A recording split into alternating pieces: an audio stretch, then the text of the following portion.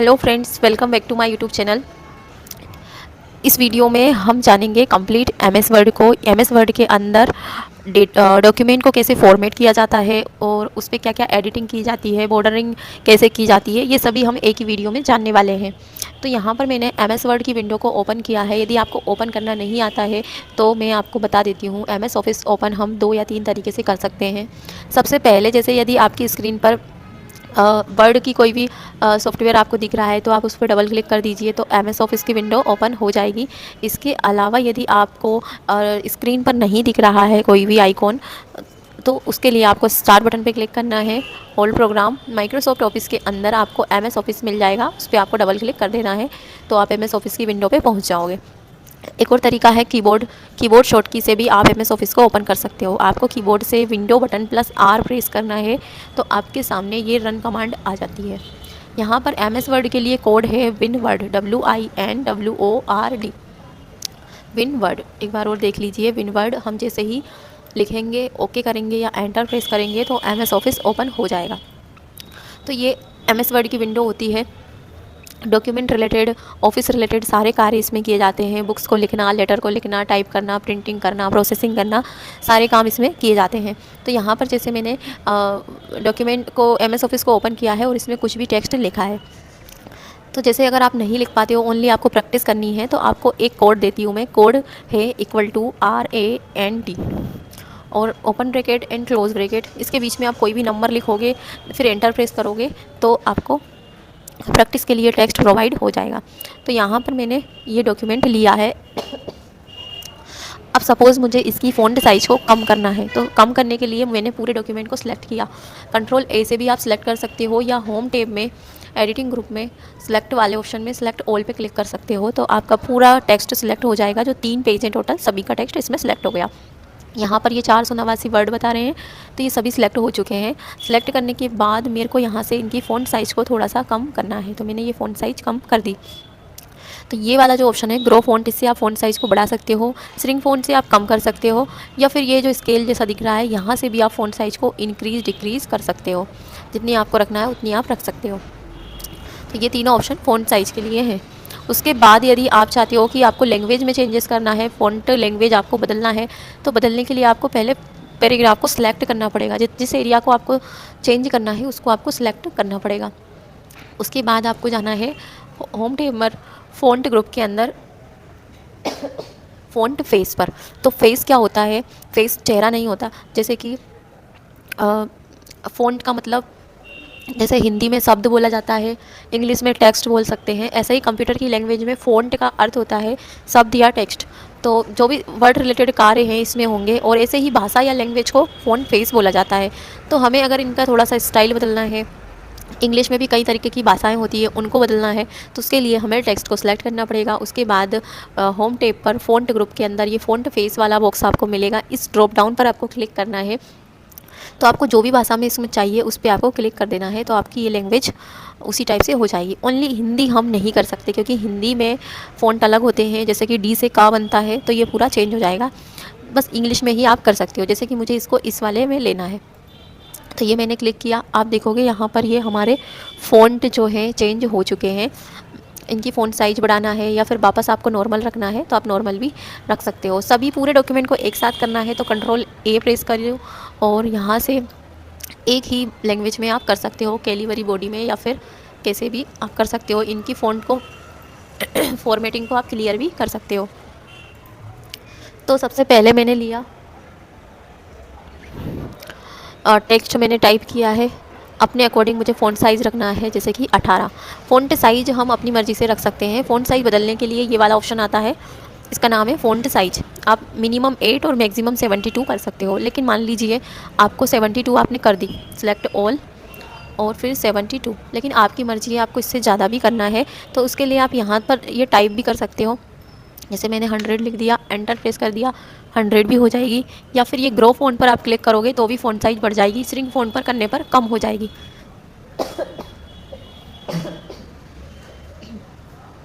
तो ये तीनों ऑप्शन फ़ॉन्ट साइज़ के लिए होते हैं। तो अपनी मर्ज़ी से आपको जितना करना है उतना आप कर लीजिए। मुझे करना है 18। क्लियर फॉर्मेटिंग क्या होता है कि ये एमएस वर्ड में जो भी आपने फॉर्मेटिंग कर दी उसको ये क्लियर कर देता है। और जैसे ही आप इस पर क्लिक करोगे तो जो भी डिफ़ॉल्ट साइज़ आता है फ़ॉन्ट आएगा कैलिबरी बॉडी और साइज़ 11 आता है। जैसे ही हम क्लियर करेंगे देखो ये नॉर्मल हो जाएगा, सारी फॉर्मेटिंग हटा देता है। अगला आता है बोल्ड। उसको समझने से पहले मैं चाहती हूँ कि पैराग्राफ में मुझे ऊपर थोड़ा सा स्पेस लेना है और यहाँ पे मैं चाहती हूँ कि कोई भी मुझे हेडिंग लिखना है। मान लीजिए मैंने कंप्यूटर के बारे में कुछ लिखा है तो मैंने यहाँ कंप्यूटर टाइप कर दिया। अब मैं चाहती हूँ कि ये थोड़ा सा स्टाइलिश दिखे, तो मेरे को बोल्ड दिखाना है तो मैं बी पर क्लिक कर दूँगी या फिर कीबोर्ड से कंट्रोल बी। तो ये आप देखोगे दोनों टेक्स्ट में कितना अंतर आ गया, ये बोल्ड हो चुका है। इटालिक क्या होता है, शब्द को थोड़ा सा तिरछा कर देगा, तो शब्द को थोड़ा सा तिरछा करने के लिए हम इटालिक का यूज करते हैं। अगर हम चाहते हैं कि हमको इस पर हेडिंग रिलेटेड अंडरलाइन देना है तो आप यू पर क्लिक कर दो। यू पर क्लिक करने पर आप देखोगे शब्द के नीचे लाइन आ जाएगी। इस लाइन का आप कलर भी बदल सकते हो, यहाँ से डबल लाइन ले सकते हो, अंडरलाइन कलर रेड करना है तो आप रेड भी कर सकते हो, ये रेड हो जाएगा।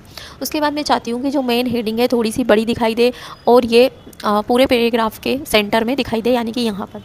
तो उसके लिए टेक्स्ट को अलाइन करने के लिए हमारे पास बहुत ही अच्छा ऑप्शन है, होम टेब पर ही उपलब्ध है। पैराग्राफ ग्रुप में ये जो दिख रहे हैं आपको चारों ऑप्शन, ये बीच वाला जो है सेंटर है, तो ये किसी भी टेक्स्ट को बीच में कर देता है। बस आपको उसको पहले सेलेक्ट करना पड़ेगा और सेंटर पे क्लिक करना पड़ेगा, या कंट्रोल+E प्रेस करेंगे तो ये सेंटर में हो जाएगा। बाकी का ये क्या है, ये लेफ्ट में ले जाता है और ये राइट में ले जाता है। अब आप पूछोगे कि ये क्या है, लेफ़्ट राइट की शॉर्ट की लेफ़्ट की L है कंट्रोल के साथ और राइट की R है, तो हमें सेंटर में ही रखना है। उसके बाद ये क्या ऑप्शन है, ये है जस्टिफाई। जस्टिफाई मतलब कंट्रोल+J, मतलब कि ये दोनों साइड से बराबर कर देता है। इसमें देखिए आप यहाँ पर ये पूरा एक जैसा बराबर है और इधर तो जस्टिफाई है ही नहीं, ये तो देखो ऊपर नीचे ऐसा हो रहा है। तो आपको क्या करना है, इसको सिलेक्ट करना है, पूरे डॉक्यूमेंट को सिलेक्ट करना है, माउस से भी आप ड्रैग करके सिलेक्ट कर सकते हो। उसके बाद आपको ये जस्टिफाई पे क्लिक करना है। जैसे ही आप क्लिक करोगे लाइनें इक्वल हो जाएंगी, हो गई। तो ये है जस्टिफाई। अब ये क्या है, लाइन स्पेसिंग। मैं चाहती हूँ कि मेरे जो प्रिंटिंग में ज़्यादा पेज वेस्ट हो रहे हैं, तो मैं चाहती हूँ कि थोड़ा सा लाइनें पास हो जाएं, यानी कि ये फर्स्ट लाइन और सेकंड लाइन के बीच का जो स्पेस है ये कम हो जाए। तो उसके लिए मुझे पैराग्राफ ग्रुप में लाइन स्पेसिंग का यूज करना है। रिमूव स्पेस आफ्टर पैराग्राफ, तो देखो एक्स्ट्रा स्पेस भी हट जाएगा। 1.0 करेंगे तो ये लाइनें थोड़ी पास में आ जाएंगी। अब देखिए हमारे पास 3 की जगह 2 ही पेज रह गए। उसके बाद हम इसको थोड़ा सा कम करेंगे फ़ॉन्ट साइज़, तो और भी कम हो सकता है, लेकिन इतना कम भी नहीं करना है। अब ये एक ही पेज में नज़र आ रहा है पूरा। आधा टेक्स्ट हम डिलीट कर लेते हैं, इसको मैंने थोड़ा सा फ़ॉन्ट साइज़ बढ़ा दिया। अब मैं चाहती हूँ कि जो मैंने मेन हेडिंग बनाई है ये सेंटर में भी है, बोल्ड में भी है, लेकिन ये इस पर बैकग्राउंड में कोई अच्छा सा कलर आए।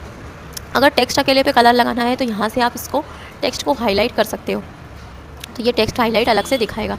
तो ये ओनली शब्द के पीछे कलर दिखाएगा, लेकिन मेरे को ये देखना है कि ये पूरी लाइन में यहाँ से यहाँ तक कलर आ जाए। तो उसके लिए मुझे क्या करना है, इसका यूज नहीं करना है।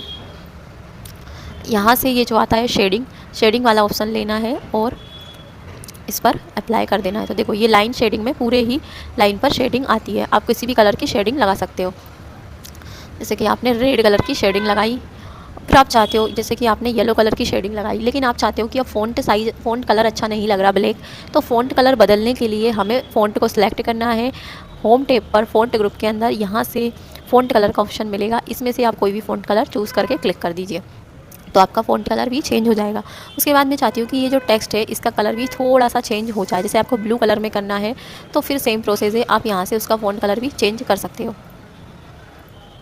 तो टेक्स्ट आपके ब्लू कलर में हो जाएंगे। यदि कलर प्रिंटर है और आपको पेज कलर वाला निकालना है तो आप इन कलर्स का यूज कर सकते हो, नहीं तो black and white he printing निकलती है। अब मैं चाहती हूँ कि मुझे अपने डॉक्यूमेंट पर बॉर्डर लगाना है, तो बॉर्डर लगाने के लिए मुझे जाना पड़ेगा दूसरे टैब पर। उस टैब का नाम है पेज लेआउट। पेज लेआउट में आपको मिलेगा यहाँ से पेज बैकग्राउंड वाला ऑप्शन, उसमें आप पेज बॉर्डर आपको मिलेगा। पेज बॉर्डर पर हम जैसे ही क्लिक करेंगे यहाँ पर हम बॉर्डर लगा सकते हैं, अलग अलग स्टाइल की बॉर्डर यहाँ से ले सकते हैं। जैसे कि ये ले लिया स्टाइल एंड कलर ले लिया, किस कलर की आपको बॉर्डर रखना है, जैसे कि मुझे रखना है रेड कलर की बॉर्डर रखना है, और ब्रीथ कितनी रखनी है, जैसे कि 6 फीट रखनी है, ओके कर दीजिए, तो ये आपके पेज पे बॉर्डर लग जाएगी।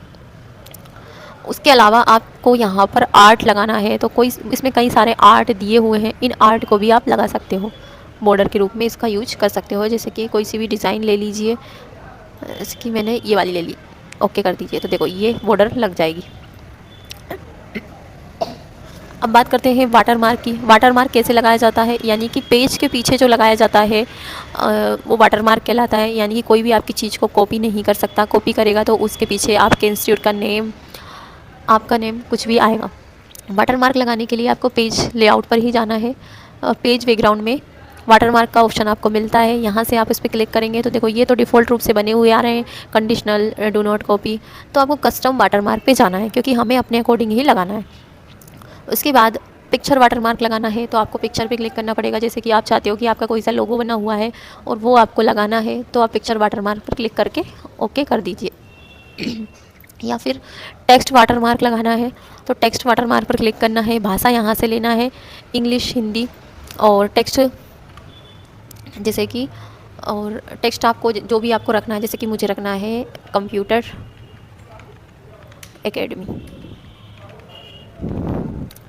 और फ़ॉन्ट यही रखना है। कलर रखना है, मैं चाहती हूँ कि वाटर मार्क का कलर भी रेड आए, तो मैंने यहाँ रेड कलर लिया है। उसके बाद अप्लाई करने से पहले डायगोनल में तिरछे में आएगा, हॉरिजॉन्टल में ऐसा सीधा आएगा, तो मुझे डायगोनल अप्लाई करना है। Apply and okay. तो आप देखोगे पेज के पीछे वाटर मार्क अप्लाई हो चुका है। पेज को मैं छोटा करके दिखा देती हूँ, तो देखिए यहाँ पर पेज के पीछे ये जो दिख रहा है ये वाटर मार्क है। अगर आप इसको हॉरिजॉन्टल करते तो आपको ऐसे में दिखाई देगा, देखो ये सीधे में दिख रहा है। तो डायगोनल करना है, डायगोनल में ये करेंगे। और इसको मैं कॉपी और पेस्ट कर देती हूँ यहाँ पर। तो देखो जितने भी आपके पेज बढ़ेंगे तो फॉर्मेटिंग आपको एक बार ही करना है, यानी कि border, font size, font colour, water mark एक बार आपको लगाना है, और सभी पेजों में ये डिफ़ॉल्ट रूप से आएगी। तो ये आपका डॉक्यूमेंट है। अब यदि आपको इसको प्रिंट करना है तो प्रिंट के लिए आपको ऑफिस बटन में प्रिंट पर जाना है, तो आपकी प्रिंट निकल जाएगी। वीडियो अच्छा लगा हो तो लाइक ज़रूर करें। Thank you.